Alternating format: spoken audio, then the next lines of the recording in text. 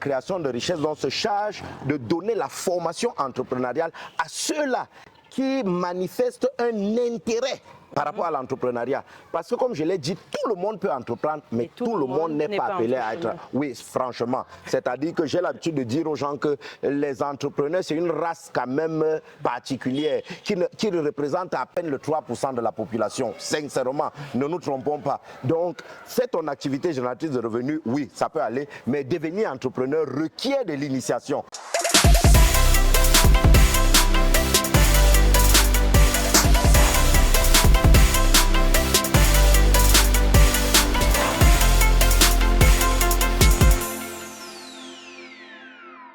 Donc l'école de création de richesse, donc, après avoir fait 10 années dans la formation en andragogie, je me suis quand même rendu compte que la déformation que nous avons héritée du système éducatif colonial fait que beaucoup de gens sont plus enclins à s'épanouir dans un travail rémunéré que de pouvoir tenter l'aventure entrepreneuriale. Avec tous les risques. Et avec tout ce qui est en train de se passer dans le monde et les mutations qu'on a dans le monde et surtout la grosse crise entrepreneuriale que nous avons en Afrique, parce qu'une nation ne se construit pas seulement avec l'État, mais c'est les entrepreneurs en fait qui apportent le boom, le développement économique au sein d'une société. Je me suis rendu compte que s'il faille que nos nations africaines soient développées dans les 30, 40, 50 ans, même si le politique dit émergence à l'horizon 2035, quelles sont les actions qui sont mises en place, en œuvre, pour qu'il y ait cette émergence en 2035? Donc, comme moi, je suis de ceux qui disent toujours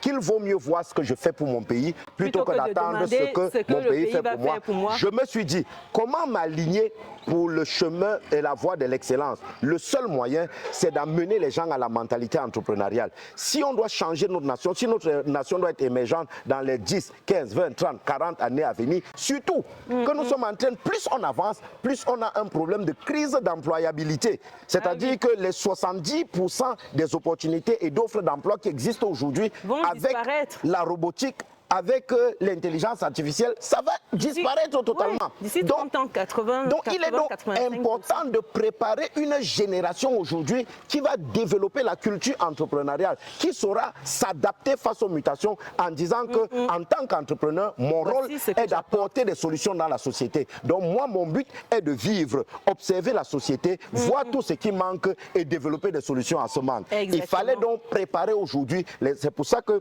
la mission des petits génies, c'est ici, nous formons les entrepreneurs de demain. Donc, quand je me suis rendu compte de cela, je me suis rendu donc compte qu'en fait, pour transformer une société, il faut passer par l'éducation. Oui, quelqu'un a dit que si vous voyez des ours parvenir à danser et à jouer au ballon dans des cirques, c'est à cause de l'éducation. Parce qu'avec l'éducation, on peut tout faire. On peut tout faire. Nelson Mandela l'a dit d'une autre manière. Il a dit l'arme la plus puissante avec laquelle on peut construire ou déconstruire une nation, c'est l'éducation. Quand j'ai compris ça, c'était fini. J'ai donc switché. J'ai dit, OK, on va continuer en andragogie quelque part, mais il faudrait qu'on mette les gènes de l'entrepreneuriat aux enfants dès le bas âge, afin que lorsqu'ils grandissent avec, que cela soit déjà ancré et qu'ils puissent facilement exprimer ce potentiel. Voilà ce qui me pousse en fait dans l'éducation. C'est cette vision de voir le Cameroun prospère en 2040. En 2045, avec un boom économique exceptionnel. C'est ça qui m'oriente dans l'éducation dès la base. Tu ne fais pas partie de ceux qui disent que c'est les politiques qui doivent gérer tout ça. C'est l'État qui doit organiser. Chacun son rôle. L'État a un rôle régulateur. Mais je n'ai pas besoin que ce soit l'État qui me demande de planter de l'ananas derrière ma maison ou bien que de vendre. Non, pour faire un potager, je n'ai pas besoin d'attendre que ce soit le politique qui fixe cela. Je connais ma responsabilité. L'État a son rôle régalien, mais nous également, c'est nous en tant qu'individus qui devons impulser cette dynamique. Exactement. Et j'occupe simplement mon rôle. Magnifique, magnifique. Et quand tu rentres dans ce processus, dans ta vision, comment ça se passe entre la vision et l'acquisition des petits génies plus aujourd'hui? C'est quoi la démarche, le process pour arriver à cette école-là? Bon, je vais avouer que ici, ça n'a pas suivi un processus normal. celui-ci, le cadre-ci, parce que c'est une école qui était déjà existante, que je récupère. Okay. Oui, mais je transforme. Et j'obtiens les agréments, autorisation de création, après autorisation d'ouverture. Donc, mais il y a quelque chose qui existait déjà par le passé. Je suis simplement venu mettre l'âme Erika Lindou dans ce qui était déjà existant. Oui, parce que le projet, c'est l'âme en fait. C'est l'âme d'Erika Lindou, c'est l'empreinte Erika Lindou que je suis venu mettre ici et développer comme vous êtes en train de voir là en ce moment. Donc ça veut dire que c'est quelque chose qui était dysfonctionnel ici, où l'école fonctionnait encore un peu, mais pas optimal. Disons que l'école fonctionnait, mais pas de manière optimale.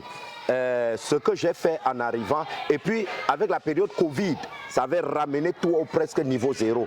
L'école que j'hérite ici, là, en fait, n'avait même pas bonne réputation dans la zone parce que les systèmes de management, le système management qui était mis en place n'était pas assez percutant. Donc, quand moi je reprends, la première des choses, c'est de donner une vision. Je crois qu'en off caméra, vous avez vu la vision des petits génies, qui est celle d'offrir une éducation équilibrée et qui amène en manifestation le génie dans chaque enfant et qui répondent aux besoins et qui répondent clairement aux challenges du monde présent afin de faire ressortir des aptitudes entrepreneuriales dans la vie des enfants dès le bas âge. Voilà la vision et la mission qui est celle de produire des entrepreneurs de demain avec une devise qui est discipline, créativité, excellence et nos valeurs éthique, intégrité, performance. Donc quand vous mettez ce contenu dans un contenant comme celui-ci et vous y tenez en appuyant et en martelant au quotidien, ça ne peut que donner le résultat que vous êtes en train de voir. Oui, ça ne peut que donner ça. Et sachant qu'on a fait le tour, là, on va mettre quelques visuels de ce que ça donne. Comment d'où te vient en fait l'idée de mettre ces volets pratiques là à l'école? Par exemple, on a vu, il y a la télé de coiffure. Coiffure, couture, élevage, pisciculture, cuisine, et activités également sportives. Comme je l'ai dit, il est question pour nous au niveau des petits génies plus d'autonomiser les enfants. C'est d'amener l'enfant à être autonome. C'est d'amener l'enfant à apprendre à gagner de l'argent. Exactement. Donc, en plus de toutes ces formations pratiques, il y a à côté ce qu'on appelle la formation entrepreneuriale et l'éducation financière. Nous sommes par exemple, je crois, nous avons bouclé le challenge la semaine dernière. Le challenge épargne 2023, là où chaque enfant, chaque parent a sa tirelire. Voilà, c'est beau ça. C'est le challenge qu'on a lancé. Donc chaque enfant, et à la fin, lors de la clôture de l'année scolaire, on va ouvrir et on va faire le point et on va voir. Parce qu'il faut éduquer déjà les enfants à la culture de l'épargne, à l'éducation financière. Comprendre que lorsqu'on reçoit quelque chose, on ne consomme pas totalement. On doit garder une partie pour les lendemains incertains. Donc il est question pour nous de former des enfants indépendants, autonomes, qui savent les mécanismes qui créent la richesse. Parce que c'est ça. L'enfant doit savoir qu'en fait, tout le monde est riche.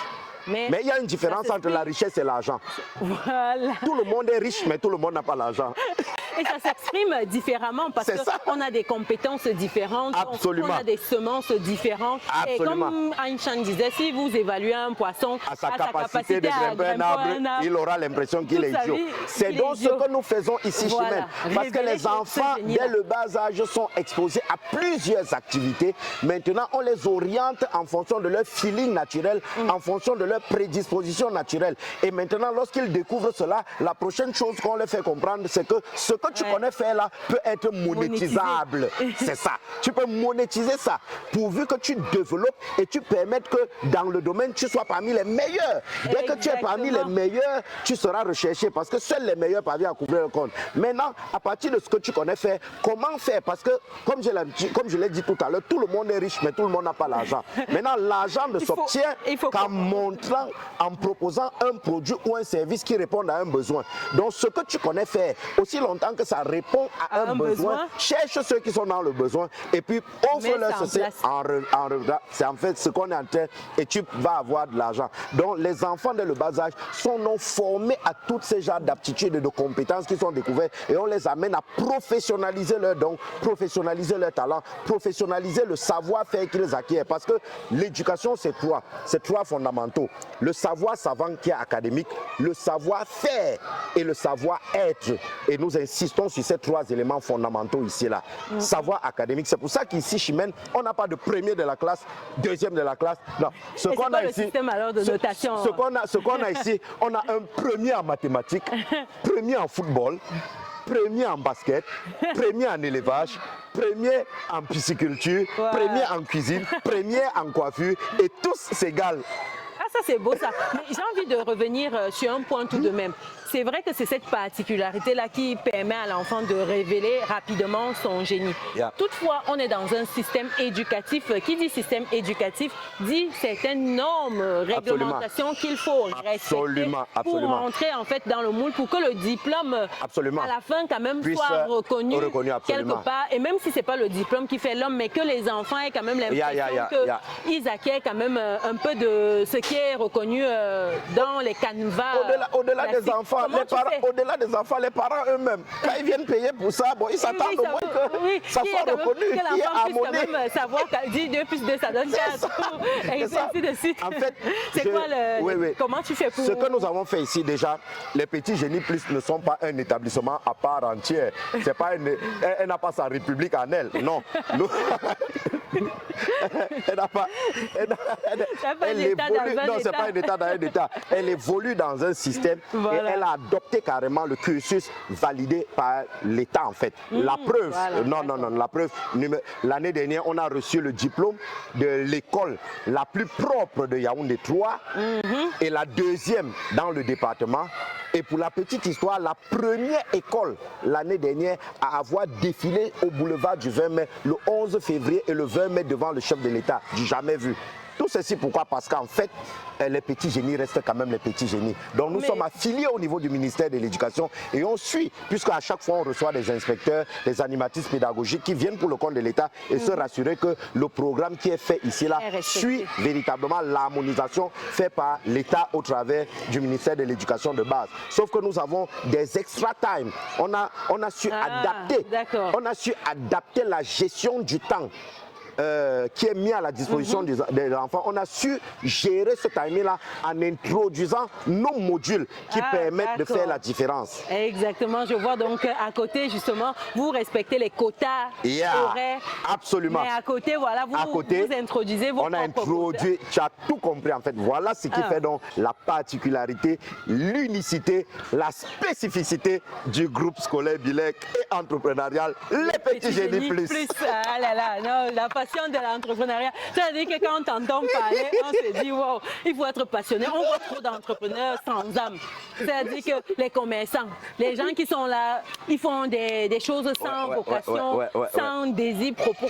Quand on t'entend parler, on se dit, nous tous, on va ouvrir une école. Parce que vraiment, on va ouvrir tous les petits génies.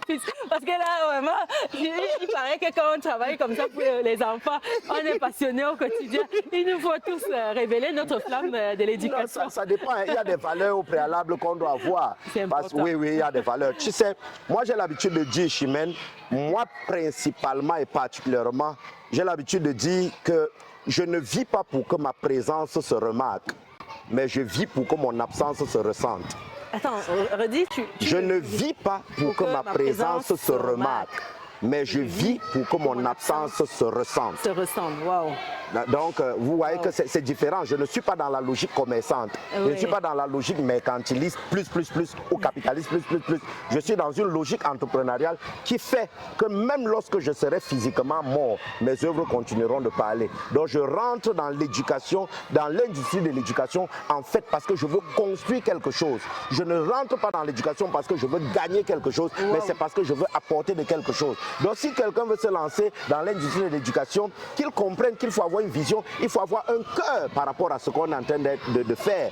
Donc c'est un peu ça. Exactement. Non, je suis d'accord. Et en plus, comme tu le dis, j'ai remarqué là depuis ce matin, les enfants viennent t'embrasser. Tous les enfants, tout le monde est sur toi. Tu vois ça? Pour la petite histoire, Chimène, la police des élèves que vous avez vu ici, la police, la vocation des policiers, les policiers dans l'école. Oui, je vais te dire que l'idée vient parce que certains enfants se sont rendus compte qu'à chaque fois que je venais, on venait m'assaillir et me faire tomber. On venait m'assaillir, donc ils se sont assis, ils ont dit bon, il faut qu'on ait des policiers. Là, quand M. Lindou vient, on essaie de mettre une haie pour que les enfants ne tombent pas. C'est comme ça donc que l'idée vient. Et par la suite, maintenant, il la développe en faisant en sorte que la police là veille aussi sur les enfants, veille sur la propriété, veille sur les désordres, ainsi de suite. Non, mais c'est juste exceptionnel. Sincèrement, j'ai utilisé exceptionnel déjà peut-être 5-10 fois ici, mais vraiment, je ne trouve pas un mot plus fort que ça. C'est inédit, vraiment. Quand on voit ça, on se demande pourquoi on n'a pas tous des petits génies plus à côté de nous. Chacun devrait avoir son petit génie plus à côté de sa maison pour révéler le talent de ses enfants. C'est le plus difficile. Étant parent, tu sais bien que le challenge de tous les parents, surtout avec les temps qui courent, où les parents sont de plus en plus orientés boulot. Avant encore, on disait que les dames étaient à la maison, mais aujourd'hui, on voit que les dames et hommes sont dehors. Tout le monde est dehors, tout le monde chasse. Tout le monde chasse. Ce n'est pas facile, ça ne laisse personne. Et dans cet environnement-là, tu comprends donc l'urgence d'avoir des systèmes comme ça qui peuvent quand même donner un certain minimum aux enfants, sachant que je pense que tu seras d'accord avec moi que le système scolaire ne fait pas tout. Tu auras beau quand même mettre certaines choses en place. Les parents ont leur part de responsabilité. Non, les parents ont 70% de responsabilité. Voilà. Ce n'est pas leur part, c'est 70%. Parce que ce que nous faisons ici, ce n'est que 30%. Raison pour laquelle j'ai l'habitude de dire que, en fait, l'éducation d'un enfant, c'est de la co-responsabilité. Là où on a deux parties prenantes qui travaillent pour la troisième partie prenante. C'est la co-responsabilité. Là où le parent travaille en étroite collaboration avec l'école pour le bien-être de la troisième partie prenante qui est l'enfant. C'est une code. Ça fait mal parce qu'aujourd'hui, on voit la plupart du temps les parents plutôt se décharger, voir l'école comme un lieu où on se décharge et on attend tout de là. Non, c'est pas possible. Le caractère, les habitudes de l'enfant, il les acquiert à la maison. Bien sûr. Mais tout ce que nous faisons ici, c'est les 30% qui permettent simplement de donner le ton, d'encadrer, de peaufiner et de faire ressortir ce qui est enfoui dans l'enfant. Parce qu'on a des techniques, on a été formé pour cela, c'est tout. Mais le gros du travail doit se faire au niveau de la maison. Exactement, parce qu'on avait fait un live sur la chaîne Même Mindset Mania où on parlait de cette thématique-là, effectivement, où on expliquait que le parent a toujours sa responsabilité. Absolument, il ne peut pas se défaire. On a souvent tendance à croire que parce qu'on travaille, on court, les parents viennent déposer l'enfant à l'école, ils se disent que l'enfant est au petit génie, puis ils vont faire le miracle. Non, c'est pas possible. Je pense que le miracle n'existe pas. Ça n'existe pas dans le domaine éducatif, ça n'existe pas. Il faut que les parents... La base, c'est à la maison. Voilà. La base, c'est à la maison. Puisque l'enfant passe plus de temps à la maison qu'à l'école. À l'école, il vient à 8 h, il rentre 7 à 15 h, mais de 15 h à 6 h le matin, il est à la maison. Et les temps de congé, il est à la maison. Les temps de vacances, il est à la maison. Donc les parents doivent mettre de leur empreinte sur le plan éducatif, sur le plan caractère, sur le plan valeur à la maison. Maintenant, quand l'école rentre en jeu, ça vient compléter et cimenter les bases qui ont été déposées dès la maison. C'est exactement ça. J'apprécie vraiment que tu soulignes ce volet-là. C'est très important. Pour les parents, parce que les parents, souvent, c'est pas trop ça. Parce qu'aujourd'hui, on court vraiment, mais la finalité d'un parent, il aura beau réussir toutes les entreprises, faire construire des multinationales, si à la fin du parcours, tout ce qui a été fait, c'est un échec. La transmission aura du mal à se faire. C'est clair. Parce qu'un enfant qui ne peut pas suivre les pas, ou encadrer, du moins, c'est vrai que tous les enfants ne vont pas reprendre mais encadrer, oui, encadrer ou avoir un droit de regard sur ce qui a été laissé par les parents. C'est que là, c'est quand même un fiasco. Sinon, c'est parce qu'on voit beaucoup trop de personnes, ils sont à fond, ils amassent. On a beau amasser, à la fin, c'est pour ces enfants-là. Je pense que si on se lève le matin, c'est parce que ces enfants-là. Et donc, si demain, on n'a pas ce volet-là qui suit, c'est un peu dommage. Je ne vais pas dire échec, mais c'est tout comme... C'est pour ça que le succès, en fait, le succès se révèle par le successeur. C'est pour ça que le mot succès est inclus dans successeur. Parce que c'est le successeur, en fait, qui fait comprendre qu'on a réussi ou pas. C'est la qualité. C'est très beau ça. Non, donc tout ce qu'on aura fait doit être révélé par celui qui va pouvoir continuer ou bien avoir un droit de regard ou alors encadrer cela. Eric, je devrais venir ici plus souvent. C'est-à-dire que quand je t'écoute, Ça dit, depuis, mes oreilles sont en mode, c'est comme écouter du Mozart, tu vois. Ça t'appelle, tu as l'impression, écouter ça dans l'entrepreneuriat, c'est juste exceptionnel, juste magique. Franchement, c'est inspirant. Tu fais quelque chose de formidable aussi. Salut, un coucou à tous les résilients. Surtout, n'oubliez pas, liker, partager, surtout, liker, business et réussite, aimer et partager. Et surtout, laissez un commentaire. Qu'est-ce que vous pensez de cet entretien? Non, c'est-à-dire que c'est le premier. C'est-à-dire quand je t'écoute sur la chaîne, je pense qu'on peut rester même 4 heures. Seulement, il y a la suite.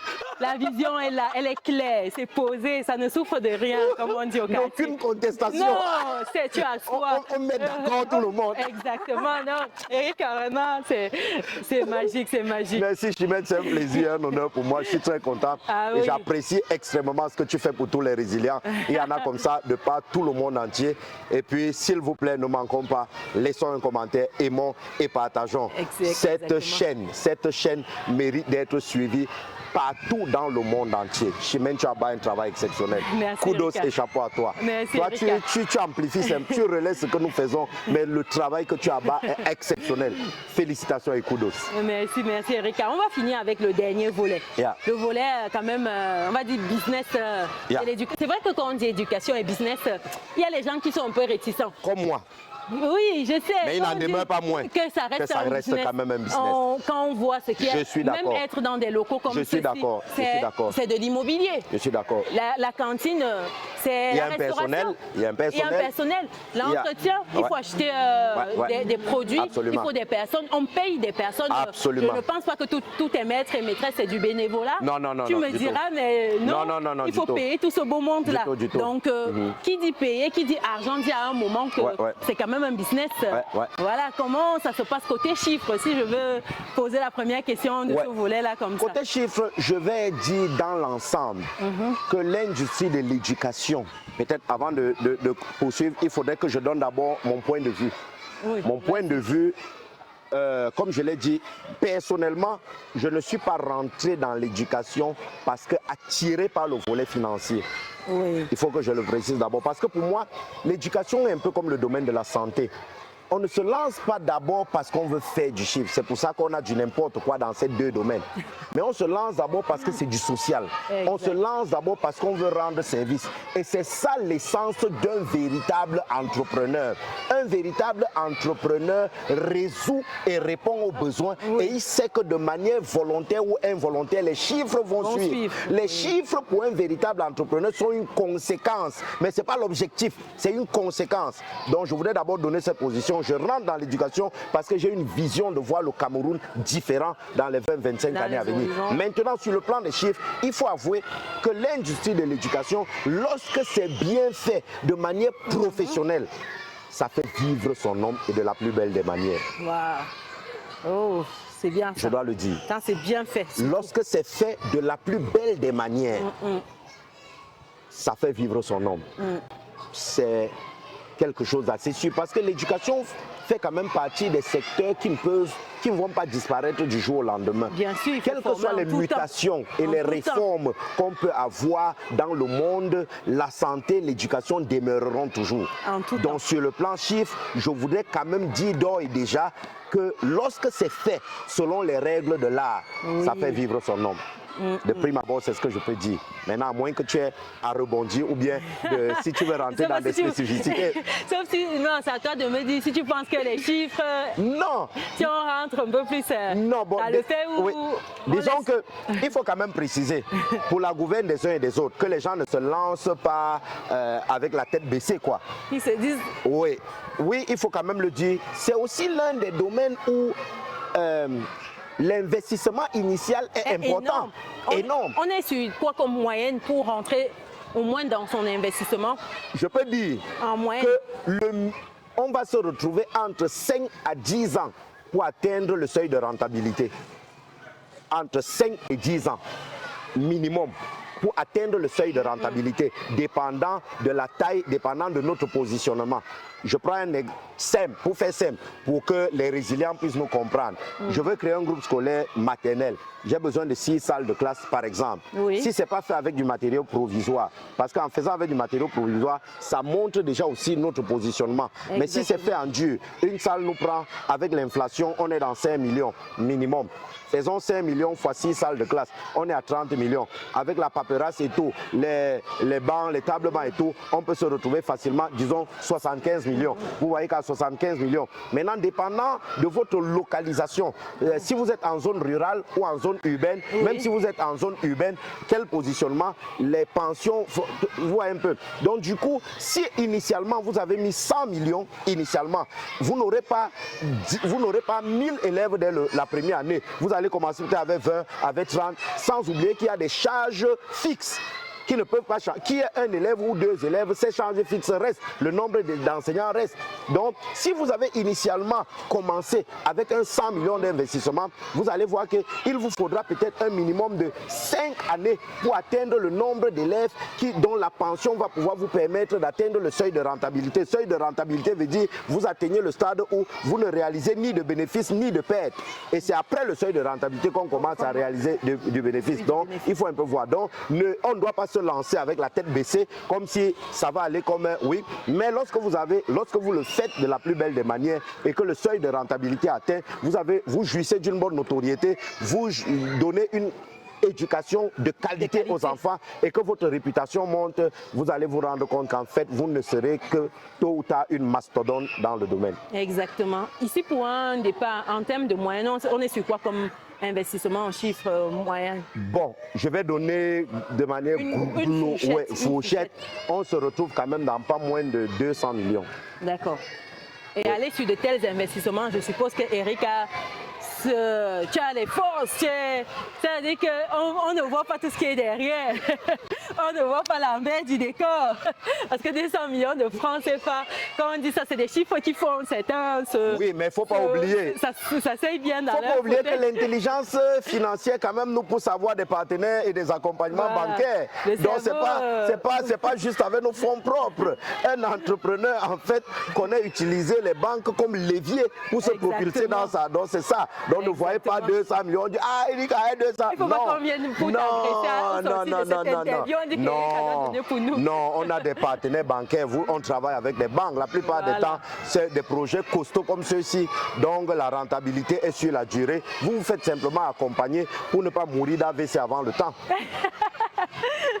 Exactement, Erika. Et vu que tu parles même de cet aspect-là, quand on voit les partenariats, sachant tous les ministres qui défilent ici, on se dit que tu as le bras long quand même pour déplacer un ministre dans ce Cameroun, je précise bien, très important la précision. Il faut quand même avoir le bras long, Erika. Non, je pense que le bras long peut-être c'est pour d'autres personnes qui ont d'autres agendas obscurs. Mais pour moi, qui travaille simplement dans le but de réaliser et de matérialiser une vision claire. Vous avez vu que d'entrée de jeu, j'ai pris la peine de faire un hommage au ministère des PME, avec qui on a signé une convention pour les caravanes entrepreneuriales dans les différentes villes du Cameroun. Est-ce qu'on m'a facturé quoi que ce soit? Non.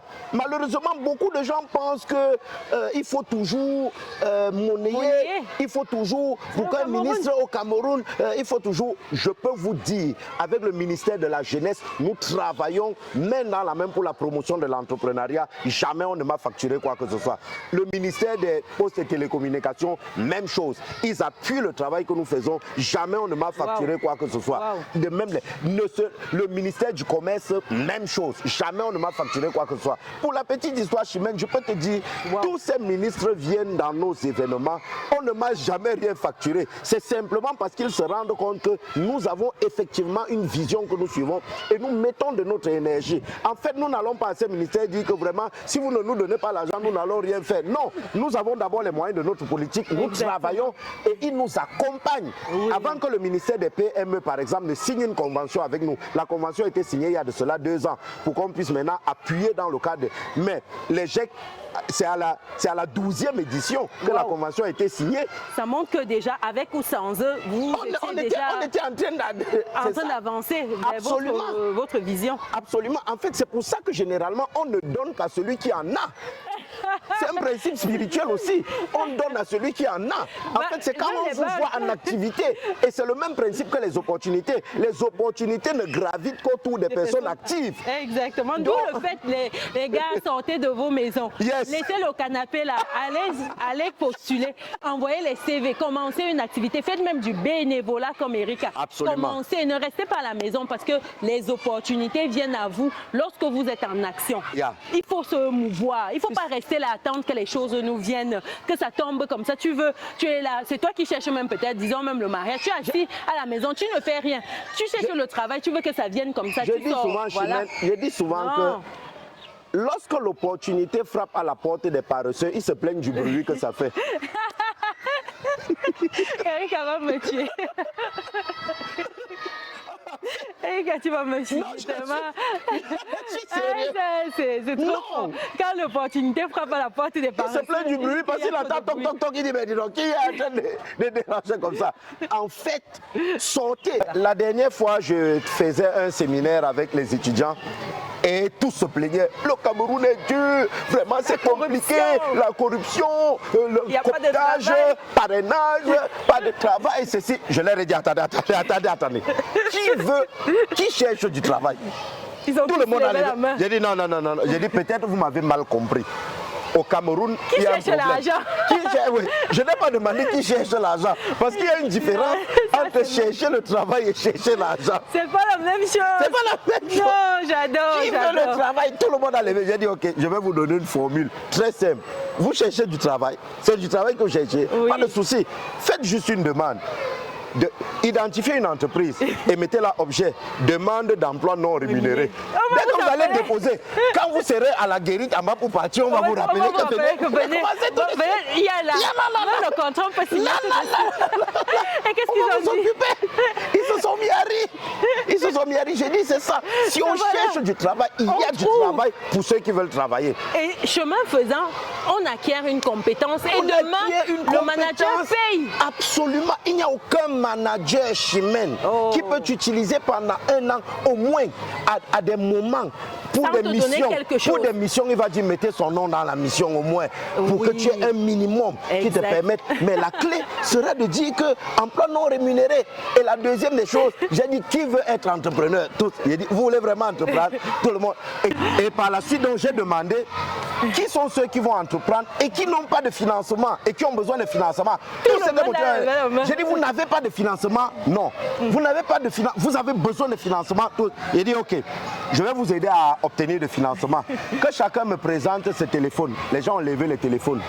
Je voyais des Samsung 15, les iPhone 14. J'ai dit quoi?